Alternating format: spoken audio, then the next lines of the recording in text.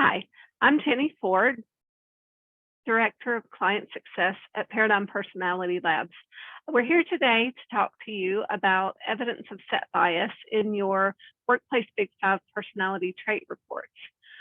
John Lipinski, our Chief Innovation and Research Officer, will be talking about the science behind set bias, and Craig Chapello, our certification facilitator, will help you with what to do when you find it in a report. So, John, if you'd like to introduce yourself and take it from there. Sure, wonderful. Thank you, Jenny. Again, my name is John Lipinski. I'm the Chief of Innovation and Research here at Paradigm. Been here for about 4 years. You know, the biggest question when it comes to set bias and really the quality of the responses overall is we want to make sure that people are providing accurate responses. So one common source of concern is what is often referred to as social desirability bias, where, for example, people are providing the answers that rather than really reflect how they feel, instead reflect what they think that somebody else wants to hear. We have less concerns with social desirability bias in the context of the Big Five for a couple different reasons. The first is that, you know, people are complicated, contexts are complicated, and when you put those two things together, it's not always clear, you know, exactly what the quote socially desirable response would be. So overall, the research is kind of ambiguous on that. It's not super clear that that's a huge issue, as it might be in other kinds of self-report assessments or surveys, for example. That said, we do take great pains both in the conversations with the consultants as well as texts that we provide before the assessment to really make it clear that this is it's a trusting environment in which someone's taking this assessment. There are no right or wrong answers, and that ultimately their interests are best served, particularly from a development standpoint, just to provide the response that they think is most reflective of who it is that they really are. The second component when it comes to accuracy is what we refer to as response set bias. So this is kind of response patterns where, for example, somebody may agree an unusual amount. So every answer seems to be, you know, agree or strongly agree, every single one, or maybe they put disagree strongly repeatedly, or maybe they simply repeat the same answer over and over and over again.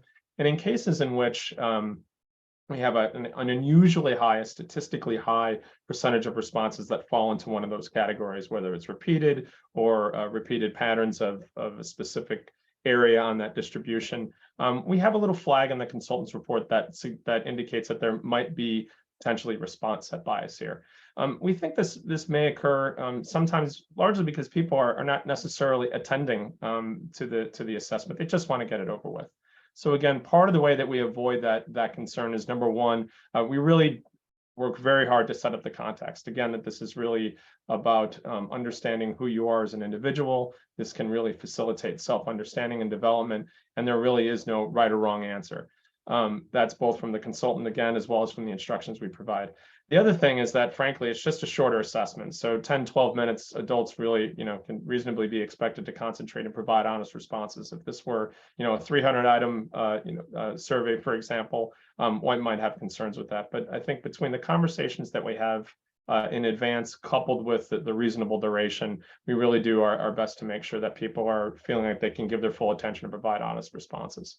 In those rare cases in which we actually have a concern, so again on the consultant's report, you will see a particular flag about a particular kind of response set bias, and then that provides a cue to the consultant to have an additional conversation to follow up and then figure out what the best next step might be. Craig, I don't know if you want to, you know, maybe jump in here now. I know your experience as a consultant to comment on maybe some of those conversations and what those suggestions might be based on what you see. Yeah, thank you, John. So John did a nice job of describing kind of the psychometric side of response set bias, and now I'm going to suggest some ways to deal with it when it actually happens. Just to introduce myself, probably many of you watching this know me from the credentialing process that you went through for Workplace Big Five, and also use Workplace Big Five a lot in my own practice, and so I've had an opportunity to see a number of different kinds of response set bias show up, and I'll talk more about that. So the question is, as a coach or a consultant, what do you do when on page 2 of the consultant's report, you see that the participant you're working with has completed a survey in a way that triggers one of the response set bias flags? And ideally, you notice this. Ideally, as part of your preparation for the meeting, you will have seen this ahead of time, so that you aren't caught by surprise in the moment. And remember, the participant doesn't receive a copy of the consultant's report; only you do. So if that happens, there are really only two options. One is to have them retake the assessment, and the other one is just to kind of continue on. Of those two choices, my preference is for them to retake the assessment. And in this scenario, I'd probably describe the response pattern that was flagged in the report and advise them how to avoid it next time around. I find it helpful to show them the consultant's report. That's your choice. But sometimes it helps them understand it. Sometimes seeing is believing. I just show them where that shows up in the consultant's report. So let's say, for example, the response bias that was flagged was tendency to use extremes. Where they're using one end or the other end of the response continuum.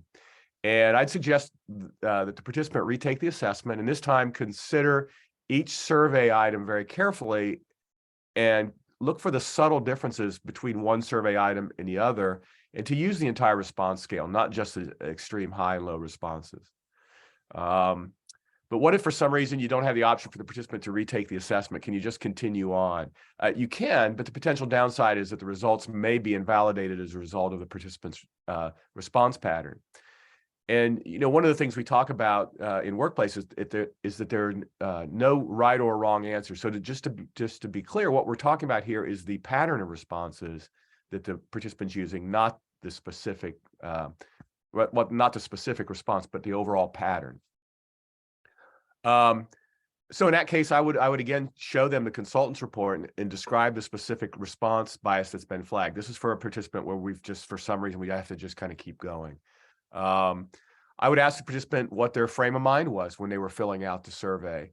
The response flags can be triggered by a number of things. Maybe the person's rushing through the survey, or for some reason they're not taking it seriously. Maybe they're suspicious of the assessment. Maybe they're being very stressed that day. Maybe they were trying to, what I would describe as game the assessment by answering what they perceive as the most positive way, what John talked about, socially desirable responses.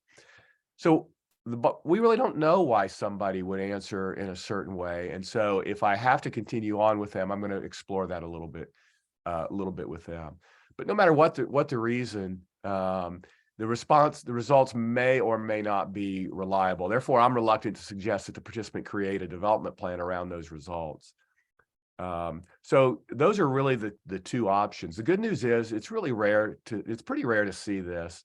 Again, I've seen hundreds of reports and I've only seen this a handful of times. But by thinking about this ahead of time, it should help you prepare to deal with it when you do see it. Great. Thank you so much, Craig. Thank you, John. Just a reminder, there is information about response set bias in the technical manual. You can find that on your practitioner toolbox on your dashboard, or you can always reach out to us here at Paradigm to help you with working through one of those reports. Thank you, everyone. Thank you.